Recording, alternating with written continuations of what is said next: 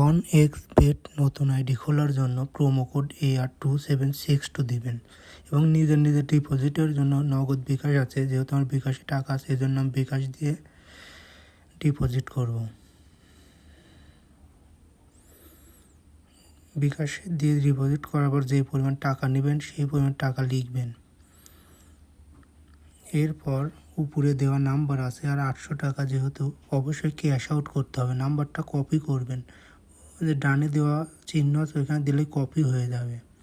Copy হওয়ার পরে আপনার বিকাশ অ্যাকাউন্টে চলে যাবেন। বিকাশ অ্যাকাউন্টে যাওয়ার পরে অবশ্যই আপনাকে ক্যাশ আউট করতে হবে তাদের নাম্বারে। যে নাম্বারটি কপি করলাম এটা পেস্ট করবেন। এরপর যেভাবে সাধারণত ক্যাশ আউট করেন ঠিক সেইভাবে একই পদ্ধতিতে ক্যাশ আউট করবেন। এরপর পিন নাম্বার দিয়ে দিবেন, ট্যাপ করে ধরে রাখবেন, ক্যাশ আউট হয়ে গেল। এখন ওই যে ডান দিকে ট্রানজ্যাকশন আইডি এটা কপি করবেন। কপি করার পরে এখানে ট্রানজ্যাকশন আইডি এখানে পেস্ট করে দিয়ে দেবেন।